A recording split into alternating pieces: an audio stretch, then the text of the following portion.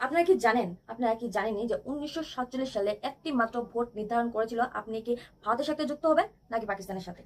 কেন বলছি কথাটা? সে দিনটি হলো 20শে জুন 1947। 20শে জুন 1947 বঙ্গীয় আইনসভা উঠলো বিধায়করা, আর ভোট পড়লো 58-21, 58 vs 21। সে মুহূর্তেই জন্ম হলো পশ্চিমবঙ্গ, যেখানে বাঙালির সবচেয়ে বড় একটা জনগণ এই পশ্চিমবঙ্গে এখন থাকে।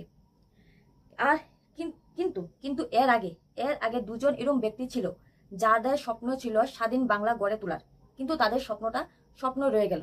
আর সেই দুজনকে, প্রথম হলো শরৎচন্দ্র বসু, দ্বিতীয় হলো সোয়াউদ্দিন। এই দুজনের স্বপ্ন ছিল স্বাধীন বাংলা গড়ে তোলার। তারা ভারতের সঙ্গে যুক্ত হবে না, পাকিস্তানের সাথেও যুক্ত হবে না, আলাদা দেশ গড়ার স্বপ্ন ছিল। কিন্তু তাদের স্বপ্নটা স্বপ্নই রয়ে গেল, বাস্তবে পরিণত হলো না। কেন হলো না? কারণ এর মতে নেহেরু রাজি ছিল না, প্যাটেল রাজি ছিল না, শ্যামাপ্রসাদ মুখার্জিও রাজি ছিল না। তাদের মধ্যে কেউই রাজি হয়নি। আর তার জন্য জনগণ আর বিশ্বাস হারাতে লাগলো। জনগণও এর থেকে বিশ্বাস হারাতে বাধ্য হলো। আর আর তাই আর এই কারণে 58টি ভোটে কোটি কোটি মানুষের ভাগ্যলেখা বদলে গেল সেই সময়। এই ভাগ্যলেখা এটা বদলানোর অনেক বড় একটা কারণ ছিল।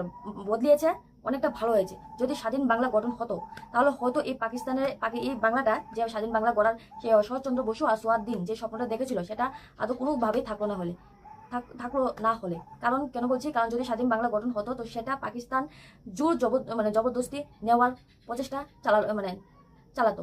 ভারতের সঙ্গে যুক্ত হয়ে গেছে, ভালো হয়েছে। এটাকে দুটো ভাগে একটা পার্টিশন, যেটা পশ্চিমবঙ্গ, যেটাতে এখন ভারতের সঙ্গে যুক্ত, আর একটা যে পূর্ববঙ্গ করে দিয়েছে, অনেকটা ভালো করেছে। পূর্ববঙ্গকে দেওয়ার পরও তো আবার স্বাধীনতা পাওয়ার জন্য তাদের লড়াই করতে হয়েছে এই পাকিস্তান থেকে আলাদা হওয়ার জন্য।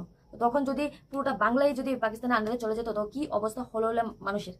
আমাদের অনেক ভাগ্য ভালো যে বাঙালির জন্য, যে এই বাংলাটা ভারতের সঙ্গে যুক্ত হয়েছে। আর যেটা এখন পশ্চিমবঙ্গ আমাদের বাঙালির সবচেয়ে বড় একটা জায়গা, গর্বের জায়গা বলতে পারো। আর যদি এই ইতিহাসটা একটা অন্যরকম ইতিহাস। যদি এটা ভালো লাগে, তাহলে please like, comment and share করে দেবেন। আর যদি আমার আরো এরকম কোনো ইতিহাসের রহস্য জানতে চান, তো প্লিজ চ্যানেলটাকে সাবস্ক্রাইব করে রাখবেন।